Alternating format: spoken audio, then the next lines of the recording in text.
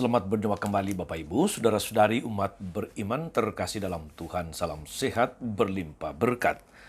Hari Kamis tanggal 24 Oktober 2024, saya Magus CSSR mengajak saudara-saudari merenungkan kutipan Injil Lukas bab 12 ayat 49 sampai 53. Kita mendengarkan sabda Tuhan.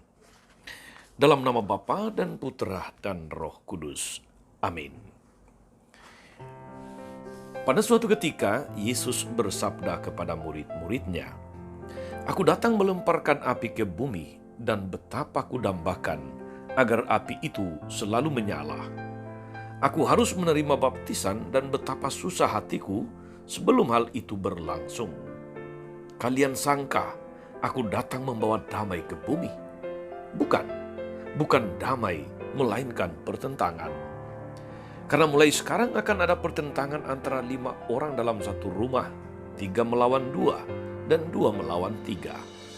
Mereka akan saling bertentangan, bapa melawan putranya dan putra melawan bapanya. Ibu melawan putrinya dan putri melawan ibunya. Ibu mertua melawan menantu dan menantu melawan ibu mertuanya." Demikianlah sabda Tuhan. Bapak Ibu Saudara-saudari umat beriman terkasih dalam Tuhan kita Yesus Kristus.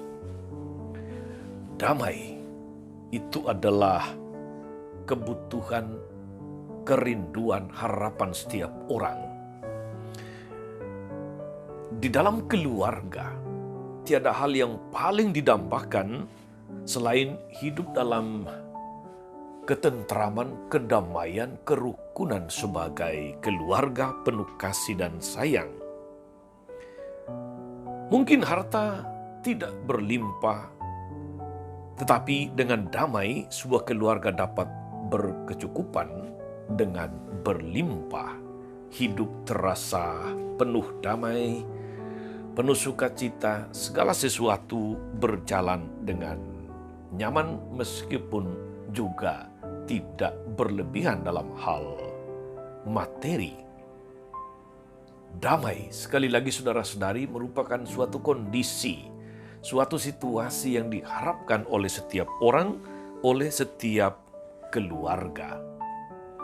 Namun dalam firman Tuhan hari ini saudara-saudari, rasanya aneh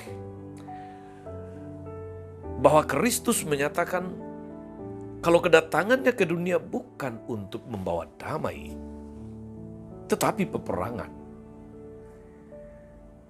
Bukan kesatuan, tetapi perselisihan atau perpecahan.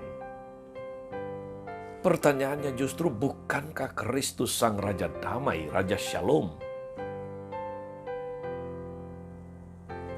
Bukankah Dia ada untuk mempersatukan segenap umat manusia dalam satu keluarga sebagai anak-anak Allah? Di dalam perutusannya kepada para muridnya, Yesus bahkan memerintahkan supaya ketika mereka sampai kepada sebuah rumah, mereka harus menyatakan salam atau damai sejahtera bagi rumah ini. Mengapa hari ini justru Yesus mengatakan atau menyampaikan sabda yang sangat kontroversial, bahwa kedatangannya bukan untuk membawa damai melainkan pertentangan? Ia menggambarkan tentang perpecahan dalam keluarga. Anak melawan orang tua, menantu melawan mertua. Sesungguhnya saudara-saudari, apa konteks Yesus berbicara seperti itu? Saudari-saudara umat beriman terkasih dalam Tuhan, konteks pernyataan Yesus itu adalah soal hal mengikuti Yesus. Hal mengikuti Yesus. Bahwa menjadi murid Yesus itu adalah sebuah pilihan, sebuah keputusan. Kadangkala kita harus memilih atau memiliki ketegasan untuk mengikuti Kristus.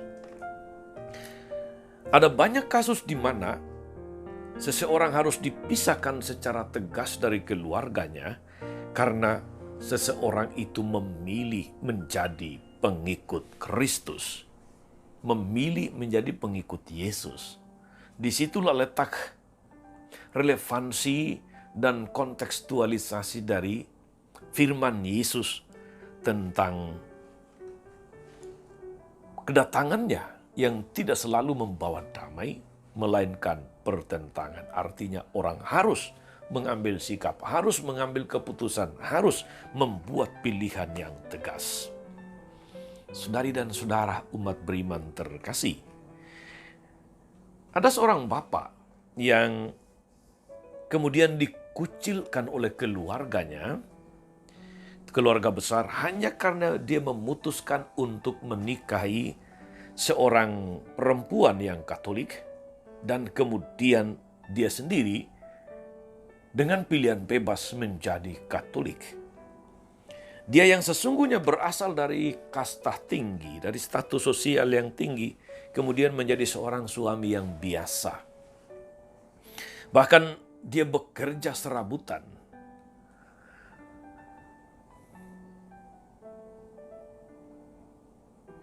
Tiada lagi warisan dan tanah yang dia terima dari keluarga besarnya karena keputusannya untuk menjadi pengikut Kristus, menjadi seorang Katolik.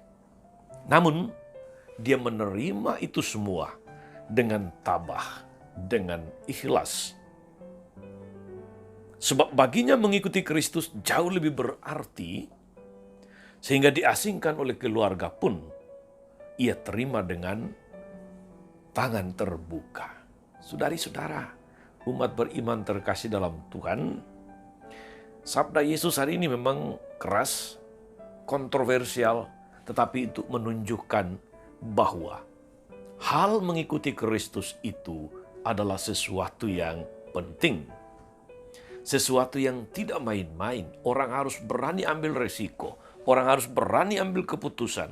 Orang harus tegas mengikuti Yesus atau tidak. Bahkan kalau itu berarti siap menjadi musuh dari keluarga besar. Saudari-saudara, umat beriman terkasih dalam Tuhan, Anda yang mengambil keputusan tegas, keputusan yang total untuk mengikuti Kristus, meskipun dijauhkan oleh keluarga, meskipun kemudian dimusuhi oleh dunia, tetaplah teguh dalam keputusanmu itu. Percayalah, Tuhan punya sesuatu yang indah untukmu. Selamat beraktivitas saudara-saudari. Tuhan Yesus memberkati. Amin. Tuhan Yesus Kristus, kami bersyukur karena Engkau sungguh penuh kasih, Engkau sungguh memanggil kami untuk mengikutimu dengan segala macam konsekuensinya. Kuatkan kami Tuhan, agar kami mampu mengambil keputusan-keputusan yang tegas, pilihan-pilihan yang pasti, dalam usaha untuk mengikuti Engkau. Jauhkan kami dari keraguan-raguan dan kuatkan kami untuk boleh menjalani panggilan dan perutusan kami sebagai murid-murid-Mu dengan konsisten, dengan konsekuen, karena kami percaya mengikuti-Mu itu sungguh merupakan jalan lurus, sungguh merupakan jalan keselamatan kami. Terpujilah Engkau sepanjang segala masa. Amin. Saudari-saudara sekalian, berkat Allah turun atas saudara-saudari, atas mereka yang kita doakan. Atau kita janjikan doa mereka yang sakit dan menderita, skala rencana, karya, dan pelayanan hari ini. Bapa dan Putra dan Roh Kudus. Amin. Tetap sehat, teruslah menjadi berkat. Jangan lupa like, subscribe, nyalakan lonceng notifikasinya.